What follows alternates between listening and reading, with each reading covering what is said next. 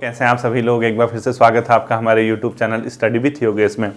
सामने forest guard का exam है आज से 10-11 दिन के बाद, यानी नेक्स्ट संडे के फिर अगले संडे। और मैं उम्मीद करता हूँ, उम्मीद ही क्यों करूँ, पूरा भरोसा है मुझे कि आप लोग उसके लिए अब लग गए होंगे। यानी जिसका पटवारी का एग्ज़ाम था या अपने आप में ये कहो जिसका पुलिस कांस्टेबल का एग्ज़ाम था, जो उनके उम्मीदों के अनुरूप नहीं हो पाया। यानी एग्ज़ाम तो ठीक था, ऐसा कुछ नहीं है, वो तो आयोग कराएगा ही कराएगा, लेकिन जो आपकी उम्मीदों से परे था, जो आप स्कोर करना चाहते थे, अगर वो किसी केस में नहीं कर पाए हैं तो मैं उम्मीद करता हूँ, क्योंकि ये कम्प्लीटली सिमिलर पैटर्न के एग्ज़ाम हैं, तो आपका वहाँ नहीं हुआ, सेकंड वाले में नहीं हुआ, तो फिर एक ऑप्शन है आपके पास, ठीक है। और इसमें तो नंबर ऑफ पोस्ट भी बहुत ज़्यादा हैं, आप खुद ही जानते हैं, नंबर ऑफ पोस्ट बहुत ज़्यादा है। तो एक हिसाब से खुद सोचिए बच्चों, चाहे किसी का भी नंबर आए, कोई भी हो, कुछ लोग पटवारी बनेंगे, कुछ लोग कांस्टेबल बनेंगे, कुछ लोग फॉरेस्ट गार्ड बनेंगे, यानी अपने आप में एक बड़ा मास हम लोगों के बीच से, हम छात्रों के बीच से एक बड़ा मास जो है अब सरकारी सेवा में इस वर्ष आ जाएगा। और ये मान के चलिए लगभग कितने पोस्ट है कांस्टेबल, 1500-1600 जितने भी हैं, 500-550 शायद उसमें होंगी पटवारी के, उसमें बाकी ये जितने भी हैं आप लोग कैलकुलेट कर लेना। तो एक अच्छा खासा यहाँ पे माहौल है, एक अच्छी खासी तरीके से आप लोग एग्जाम दे रहे हैं और मुझे बहुत खुशी हुई। पुलिस कांस्टेबल में भी बहुत से छात्र ऐसे हैं जिन्होंने अच्छा स्कोर किया हुआ है, 70, 75, 74, 69, 68 समथिंग ऐसा। फिजिकल में भी उनके अच्छे मार्क्स हैं। ऐसे ही पटवारी के एग्जाम में हालांकि थोड़ा स्लाइटली पेपर जो था वो उसके कंपैरिजन में कमजोर था। किसके मतलब जो कांस्टेबल की जो उम्मीद थी उसके कंपैरिजन में हल्का कमजोर पेपर लगा मुझे। और वो जीएस के अगर 1516 क्वेश्चन हटा दे तो फिर पेपर बहुत ज़्यादा अपने आप पर टफ नहीं था। हालांकि एग्जामिनेशन हॉल का प्रेशर अलग होता है, घर पे पेपर देखना अलग चीज़ है, बट वहाँ पे पेपर देख के उसको करना वो अलग चीज़ है, ठीक है। आंसर की आने के बाद अगर आप लोग 75 से प्लस है, 77, 76, 78, 80 क्रॉस तो खैर लगभग तय है होना, बट 78, 79 या 77 का समथिंग कहीं मेरिट इसकी रह सकती है, ठीक है। चलो वो जो गया वो पास तो हो गया आपका, ठीक है। अब सबसे पहले बच्चों एग्जाम कौन सा है, फॉरेस्ट गार्ड का। बच्चे आज मॉर्निंग में जो मुझे मैसेज लिख रहे थे कि सर फॉरेस्ट गार्ड वालों से आपको कोई दुश्मनी है क्या, ऐसा नहीं है बच्चों, मुझे किसी से दुश्मनी नहीं है, क्योंकि पेपर का जब पैटर्न सेम होता है तो उसमें एक शिक्षक भी कुछ नहीं कर सकता, ठीक है। कई लोग क्या करते हैं, अपनी रणनीति चेंज कर देते हैं। मतलब जैसे पुलिस कांस्टेबल का पेपर हुआ, पूरी की पूरी रणनीति चेंज कर दी और अलग तरीके से पढ़ाने लग गए, मतलब करंट अफेयर ये वो। उसके बाद पटवारी का हुआ, फिर रणनीति बदल देंगे। अब कई लोग क्या करेंगे, आपका उत्तराखंडी पढ़ने लग जाएंगे, ये है वो है, कोई जीएसडी। मैं ये कह रहा कि जब आपके पास समय कम होता है, पर रणनीति हमेशा तब बनानी चाहिए जब आपके पास एटलीस्ट 2 से 3 महीने हो, 2 ढाई 3 महीने हो। अब जब आपके पास जहाँ सामने 10 दिन बचे हैं, आप बताइए 12th पास की क्वालिफिकेशन है और लगभग एक ही तरह के छात्र इसमें हैं, तो आप इस समय रणनीति बदल के कुछ फायदा नहीं होने वाला। मैं आपसे फिर भी कह रहा कि यहाँ पर अपने आप में या अपनी जो रणनीति है, जो स्ट्रेटेजी के साथ आप आगे बढ़े, उसको परिवर्तित करने की जरूरत नहीं है। इससे बेहतर ये होगा जो बचे हुए 10 दिन है, कम से कम जो पढ़ा है उसको आप रिविजन कीजिए, उसको आप रिवाइज करके जाइए। आपको देखो मैं बताता हूँ, करंट अफेयर के जो पोर्शन है इसको आप जितना मैंने कराया हुआ है आपको उतना करके जाओ, ठीक है। मैं आपसे अभी भी कह रहा, आएगा तो इसी से आएगा, नहीं आएगा तो फिर किसी को नहीं आएगा। मैं ये नहीं कह रहा कि कहीं से नहीं आएगा, मैं ये कह रहा किसी को नहीं आएगा, क्योंकि यूकेपीएससी कुछ क्वेश्चन ऐसे पूछता है, चाहे करंट अफेयर हो या कुछ भी हो, वो हटके रहते हैं। फिर आप एक क्वेश्चन 2 क्वेश्चन के लिए करंट अफेयर देखो, अगर सपोज उत्तराखंड और नेशनल इंटरनेशनल करंट अफेयर मिला के अगर वो 7 से 8 क्वेश्चन पूछ रहा है, तो मान के चलिए 3-4-5 क्वेश्चन सबको आ जाते हैं, 2-3-4 क्वेश्चन नहीं आ पाते, 50%, ठीक है। नहीं आते तो रहने दो ना, 100 मार्क्स में थोड़ा ना लेना है आपने सिलेक्शन। आप सिलेक्शन तो 75, 70, देखो 2 के 2 पेपर है आपके, अधिकांश छात्रों के पसीने निकल गए थे पुलिस कांस्टेबल में 70 पहुंचने में, और अपने आप में जो ये है जो इसका पेपर है दूसरा पटवारी, उसको 75 क्रॉस करने में अधिकांश लोगों के पसीने छूट गए, लेकिन अधिकांश लोग अच्छा भी स्कोर कर पाए हैं। तो फॉरेस्ट गार्ड जब सामने है तो आप करंट अफेयर का तो बिल्कुल भी टेंशन मत लीजिए, जो मैंने कराई है आप उसको करके जाइए। और हाँ, हो सकता है कि कल से मैं कुछ क्लासेस पहले फॉरेस्ट गार्ड के ले दूँ। पहले का मतलब मॉर्निंग में अगर कनिष्ठ सहायक की आएगी तो इवनिंग में आपका फॉरेस्ट गार्ड आ जाएगा, और या अगर इवनिंग में आपका कनिष्ठ सहायक का आता है तो मॉर्निंग में फॉरेस्ट गार्ड का आ जाएगा, कुछ ना कुछ क्लासेस आएंगी, ठीक है। इसके अलावा देखिए, इस बार मैं आपसे कह रहा हूं थोड़ा सा हिंदी का पोर्शन सही करके जाना। हिंदी अब तीसरा पेपर है बैक टू बैक, कहीं इस बार आपकी जो बाउंसर है, गूगली तो नहीं कह सकता मैं इसको, बाउंसर आएगा यूकेपीएससी का, तो उस बाउंसर को तैयार रहना बाउंड्री से बाहर फेंकने के लिए। थोड़ा सा हिंदी का पोर्शन, अब आप कहोगे सर हिंदी में क्या ऐसा कुछ करें, हो सकता है कि विराम चिन्ह से अब क्वेश्चन ना आए, संभावित है कि विराम चिन्ह से क्वेश्चन ना आए। एक संभावित है कि संधि से क्वेश्चन ना आए, 2 के 2 पेपर में संधि से उसने क्वेश्चन दिए हैं, संभावित है, ठीक है। लेकिन कुछ टॉपिक ऐसे हैं जहां उसने अभी छेड़ा नहीं है। एक कारक वाला चैप्टर शायद उसने नहीं छेड़ा है, इसके अलावा क्रिया, इसके अलावा विशेषण, क्रिया विशेषण, ठीक है, ये वाले जो चैप्टर हैं क्रिया विशेषण। और सबसे इंपॉर्टेंट चैप्टर मैं आपको बताता हूं, जो पहला चैप्टर है, कौन सा, वर्ण विचार वाला, स्वर वर्ण विचार वाला, ठीक है। ये चैप्टर पक्का देख के जाना, कहीं ऐसा ना हो कि वर्ण विचार से आपको लगातार 2-3 क्वेश्चन देखने को मिल जाए। तो मैं आपसे रिक्वेस्ट करूंगा कि वर्ण विचार वाला चैप्टर देख के जाना। और जो क्वेश्चन मैं ये कह रहा हूं कि कहीं हिंदी में इस बार बाउंसर ना आ जाए आपके लिए, वो ऐसा ग्रामर के क्षेत्र में यानी व्याकरण के क्षेत्र में नहीं आएगा बाउंसर। वो संभावित है कि आपका साहित्य भी, वैसे मुझे लग नहीं रहा कि अब ज्यादा टफ कुछ पूछने वाला है, एक आध क्वेश्चन आएंगे।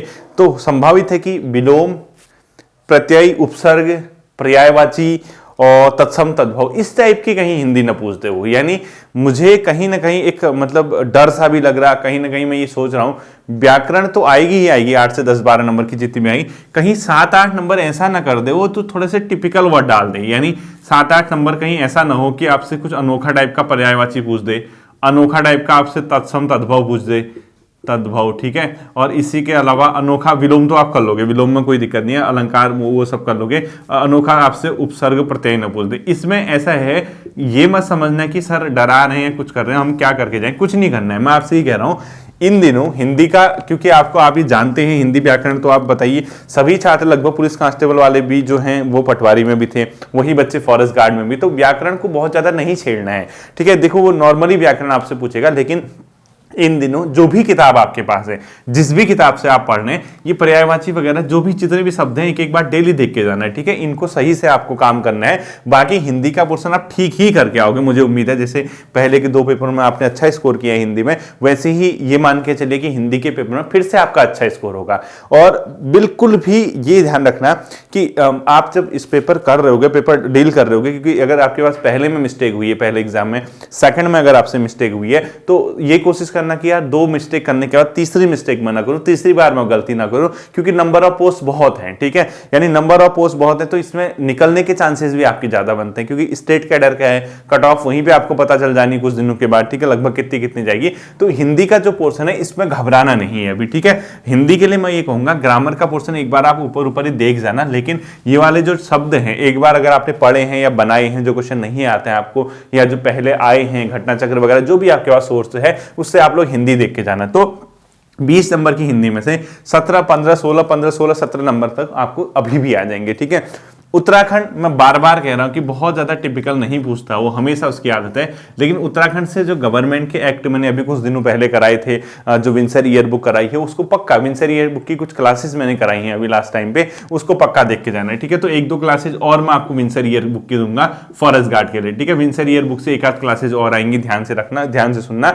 विंसर ईयर बुक की करंट अफेयर पे आधारित 1-8 क्लासेस और मैं आपको दूंगा, जो इंपोर्टेंट क्वेश्चन यहाँ पे हो सकता है, ध्यान से सुनना उसको, ठीक है। उत्तराखंड के लिए, उत्तराखंड विंसर ईयर बुक। बाकी इतिहास में उत्तराखंड के और चीजों में ज्यादा समय मत देना। अब जो आपको आता है वो आपका है, वो कहीं नहीं जाने वाला है, वो बेसिक ही क्वेश्चन पूछेगा, और जो आपको नहीं आता वो आप पकड़ भी नहीं पाओगे इन 10 दिनों में। क्योंकि अगर आप ये सोचोगे कि मैं यहाँ पे लिख दूं बस यही क्वेश्चन आएंगे, यही पढ़ के जाओ, ऐसा कुछ नहीं होने वाला है। मैं आपसे अभी भी कह रहा हूं, जो आपको आता होगा ना फॉरेस्ट गार्ड के एग्जाम के लिए, वो आपके पास ऑलरेडी है, और जो नहीं आता होगा उसको आप छू भी नहीं पाओगे। हाँ, ये हो सकता है कि जैसे आप कभी कभी क्या होता है, लक की बात है, पुलिस कांस्टेबल के लिए मैंने एक वीडियो दी थी 18 मिनट की, मुझे ये लगा था कि कंफर्म एक क्वेश्चन आएगा, लेकिन उससे एक ही क्वेश्चन आया, लेकिन पटवारी में उससे उसी 18 मिनट की वीडियो से 3 क्वेश्चन बैक टू बैक आ गए, ठीक है। तो कभी कभी ये भाग्य भी होता है, ये लक भी होता है हम लोगों का कि यार वो जो पढ़ा हमने वहां से आ चुका है चीजें, तो आप टेंशन मत लेना। कंप्यूटर भी वो बहुत ज्यादा डिफरेंट नहीं पूछता है, कंप्यूटर भी ठीक ठाक पूछता है कंप्यूटर। अब कई बच्चों के दिमाग में ये आ रहा होगा कि सर साइंस का क्या करना है, साइंस से पूछ रहा है। साइंस मत पढ़ के जाओ बच्चों, मेरी राय मानते हो, क्योंकि इस टाइम पे साइंस 8-10 दिनों में पढ़ोगे, 4-5 क्वेश्चन पूछता है भी, तो या तो गैस कर लेना या तुक्का लगा देना, तो तुक्का गैस एक ही चीज है, या गैस कर लेना या फिर छोड़ देना, स्किप कर देना। तो अगर वो पूछता भी है साइंस, हालांकि सिलेबस में नहीं दिया है, फिर भी उसने क्वेश्चन पूछे हैं, हम ये मान के चलने की हो सकता है 2-3 क्वेश्चन जनरल साइंस के फिर आ जाए। तो आपसे मैं ये कहूंगा, आपके पास ल्यूसेंट एमसीक्यू वाली किताब है, उसमें सिर्फ बायोलॉजी वाला पोर्शन देख के जाना, सब कुछ हर चीज मत देख के जाना। बायोलॉजी के कुछ चैप्टर देख के जाते हो, और लेकिन मेरी सलाह यह है मत देख के जाओ, क्योंकि हो सकता है कि नेक्स्ट पेपर में साइंस आए ही ना, क्योंकि सिलेबस का हिस्सा तो है नहीं। वो जनरल साइंस के दृष्टिगत एक आध क्वेश्चन उसने 2-4 क्वेश्चन पूछ दिए, बट वो पूछना नहीं चाहिए था। चलो पूछ भी दिए, अगर आपको नहीं भी आ पाए तो आपको ये नहीं करना कि यार 10 दिन बचे, मैं क्यों ना साइंस ही पढ़ूं, मैं साइंस पे चले जाऊं। ये साइंस पढ़ के यहाँ पे कुछ फायदा नहीं होगा। अभी भी कह रहा हूं, साइंस से मत पढ़ के जाना, आएगा तो उसको स्किप कर देना, क्योंकि आपका सिलेबस का हिस्सा नहीं है। आउट ऑफ सिलेबस वो चीज है। हाँ, अगर आपको बेसिक साइंस की नॉलेज ऑलरेडी है तो ये आपके लिए प्लस पॉइंट हो सकता है। ठीक है, आना ना आना जब पक्का नहीं है उसका, उस सिलेबस में नहीं है, तो आप उसको जबरदस्ती मत छेड़िएगा। ठीक है, देखिए कंप्यूटर का पोर्शन आप इस बार भी देखना, जो परसों पटवारी का पेपर हुआ था या जो पुलिस का पेपर हुआ, दोनों जगह कंप्यूटर के सारे क्वेश्चन कराए हुए आए थे। ऐसा नहीं है, क्योंकि कंप्यूटर का सिलेबस मैंने अच्छे से करा रखा है। आप कंप्यूटर वाला फोल्डर देखना, आप वहां से कंप्यूटर कर लोगे। अगर आपने कंप्यूटर नहीं पढ़ी है आपने, तो मैंने जो फोल्डर बनाया हुआ है प्लेलिस्ट में देखना, वहां कंप्यूटर का पोर्शन होगा। कंप्यूटर आप वहां से करके चले जाना, कोई दिक्कत नहीं है। आप वहां से कंप्यूटर बनाओगे तो कंप्यूटर आपका काम बना देगा। ठीक है, यानी आप हिंदी में कंफर्ट जोन पे हैं, कंप्यूटर में आप कंफर्ट जोन पे हैं। इसके अलावा करंट अफेयर मैंने जो कराई है वो मोर देन इनफ है। इसलिए मैं ये कह रहा हूं, क्योंकि अगर वो बाहर से पूछता है, अब 2020 का पूछता है, तो क्यों मतलब इतना समय जाया करोगे? बताओ, 2021-20 पढ़ने का समय तो है नहीं, आप इतना अगर टाइम देते हो। हाँ, ये जरूर हो सकता है कि अगर आपको लगता है कि सर हमें पुरानी करंट अफेयर भी पढ़नी चाहिए, तो मैंने जो उत्तराखंड करंट अफेयर की वीडियो बनाई है उसमें कम से कम 15-16 वीडियोज हैं, मतलब जो लेटेस्ट है वहां तक। अगर आपको लगता है कि मुझे 2020-21 भी एक बार देख के जाना है, तो आप वहां से चेक कर लेना, क्योंकि पुराने ये जो 2 पेपर हुए उसने पुरानी करंट अफेयर भी पूछी है, यानी 20 की 21 की भी पूछी है। अगर क्योंकि अभी समय है, ऐसा नहीं कि आपके पास समय नहीं है, आपके पास सोर्स इधर उधर भटकने से अच्छा है, क्योंकि वो फोल्डर बना हुआ है, आप वहां से कंप्यूटर का उसके करंट अफेयर के क्वेश्चन निकाल सकते हो। 15-16 वीडियो या 8-10 वीडियो जितनी भी है, आप वहां से कंप्यूटर करंट अफेयर उत्तराखंड के सही तरह तैयार कर सकते हो। हिंदी आपकी जोन में है, आप मानते हो, जो मैंने कहा कि कुछ चैप्टर देख के जाना, इनको सही से कर लेना। कंप्यूटर आपके जोन में आ जाएगा अगर आपने वो पढ़ा हुआ है, क्योंकि आप, मैं जानता हूं कि नए बच्चे नहीं है। करंट अफेयर, ठीक है।